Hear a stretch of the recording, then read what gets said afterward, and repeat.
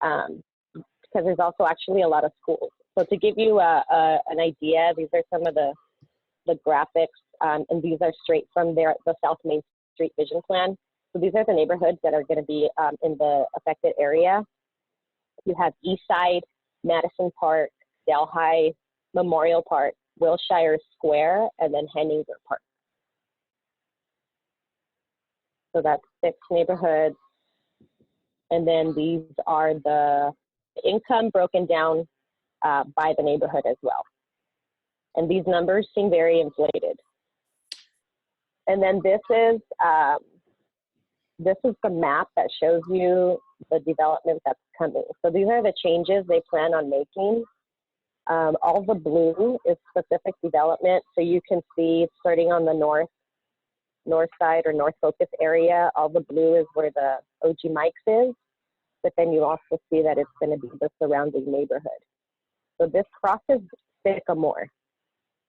So the houses between Main Street and Broadway, all the way up to McFadden, are going to be affected. This is specific development that's going to be happening.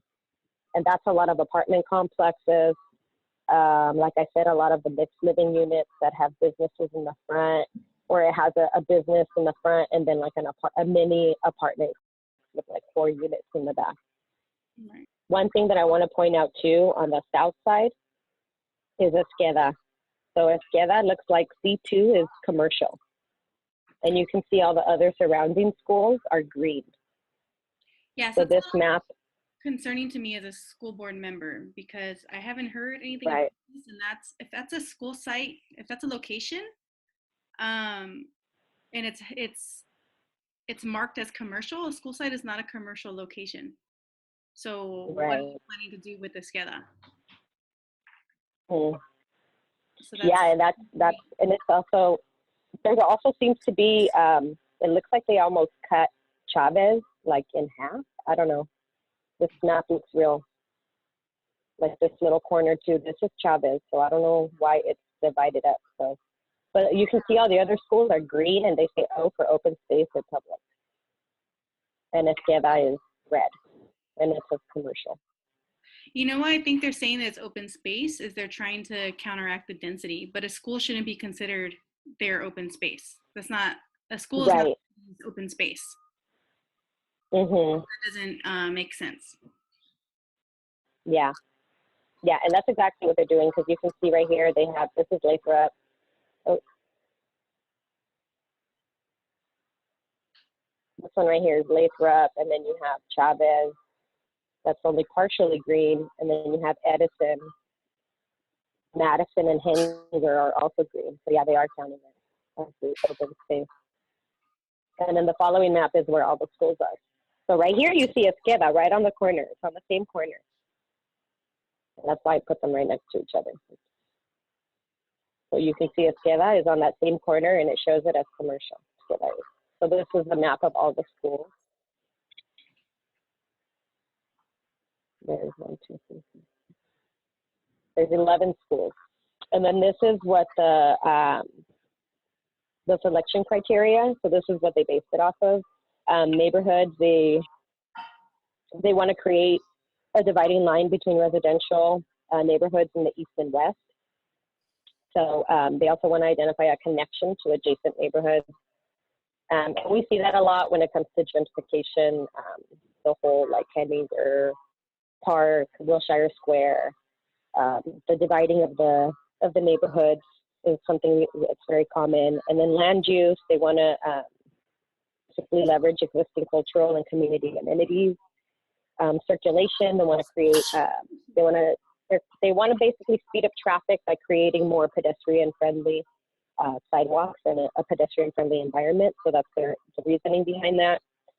And then development, vacant buildings. So yes, there are a lot of vacant buildings on Main Street, but I do want to point out that one of the reasons why there's so many empty or vacant business or storefronts is that they won't rent out just like a section of a building or just like an office within a building. You're forced to rent the entire building. So that's a problem for people, like especially for my mom and I. Like I know when we were first looking for an office, we ran into that a lot, quite a bit on Main Street. Most of the developers do not want to deal with just like small businesses. They want businesses that want like an entire building, and that's usually going to be more of a corporation than a small business.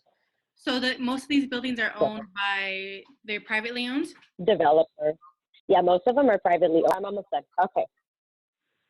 So let me move to the next slide. So this is just a little bit of a further breakdown of what they're going to be doing. You can see that the little blue cranes are where they're going to be putting development. And again, these maps don't really coincide. They're not consistent. So this doesn't show the development they're going to be doing on OG Mike's. They show that as a commercial amenity. So I'm not sure what the discrepancy is, why that's different, but you'll see that they have little frames over here, and they didn't show that development on the previous map. Right. And then here's the second portion. This is the middle. This is where Madison, Wilshire Park, and Henninger Park are. And you can also see the bus transit units that run through here. And then this is the south side. And again, this is Superior, so they're going to be doing a lot of development here. Yeah, I guess it's unclear. So this is potential development. Are they going to be like creating new buildings, or are they going to take over building? Like, it's not entirely clear from these visuals. Yeah. Are they going to take folks out and just remove people? Like, what's the process? Right. So this is what it currently is. This is what's currently on Main Street right now. The majority of the businesses are either personal services, automobile services, or tax services. So these are the majority of the amenities right now. Mm-hmm. You see that graphic. And then the next one just kind of breaks it down and shows you a more detailed map of where these services are. One thing that I would like to know is that each little kind of like block is its own little community. So each one has an auto place, each one has a tax place, each one has, you know, a notary service, so forth and so on. So there's already little pocket communities all along Main Street. They've always been there. It's like the same thing that was in downtown Santa Ana. It's like its own little community. So this is what it is now. Again, an aerial view. So this is the north corridor. That's going to be OG Mike's up in the corner. And then this is the proposed development. Again, the OG Mike's was not on the previous map. And then this is what kind of a photo of what that development is going to actually look like. And you can see their little pocket parks right here are not even parks. They're still concrete. So it's not even green space. What they want to do is they want to create areas where they can host more events. And I'm sure the events are going to be sponsored by downtown. So this is going to be the center, the second area of focus. So that's going to be Superior in the center. This is the proposed development. The white is going to be the proposed development. And this is just a breakdown of the different changes they're going to be doing, the different zoning. And then you can see that they want to have 4 to 6 stories. So that's where the luxury apartments are probably going to be coming in. And then this is the budget. So the estimated budget, I know I broke it down in the beginning, but this gives you a little bit of a clearer visual of where the money is going for what. Right. All right, and then this is just more info regarding that first community survey. It was 560 employees back in 2013. This is a demographic breakdown of people per square mile. So it's about 22,000 per square mile on average. Community survey one? Oh, yeah. Because it's just like 903 community members. Like out of how many? 50,000? We have 337,000 in the city, and this area alone is 22,000.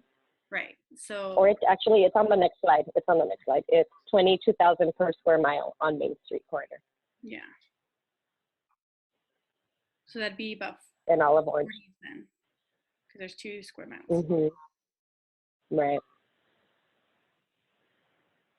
So very, very large, small portion. A few more demographics onto the area. For some reason, they also did educational attainment. 70% of the residents in this area don't have a high school diploma.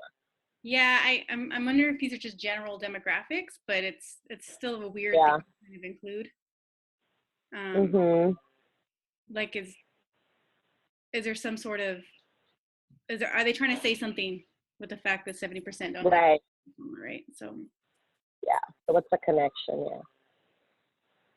Okay. So then, like I said, the first meeting that they had was in January. It was over at Esqueda. None of our questions were ever answered. No community input was taken, and the city had little to no knowledge of any previous research or surveys. And then this is a breakdown of the phases. Like I said, we're already in phase 4. This is the final vision plan. it's concerning. I know sometimes there is. I know there's this idea that like development is positive because it's bringing money in. For one, that's not Mhm. true, and two, it does so by kicking people out.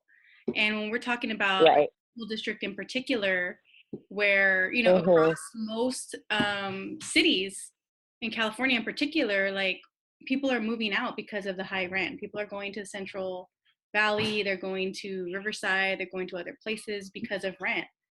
And a lot of times school districts can't control that. Right. But it's important that we're involved in what the city is doing because that has a direct impact with the financial insecurity of some of our families if they're having all these developments coming in and pushing neighbors out. Like there is a bunch of schools that are going to be affected, and I don't think they're going to be. Oh yeah.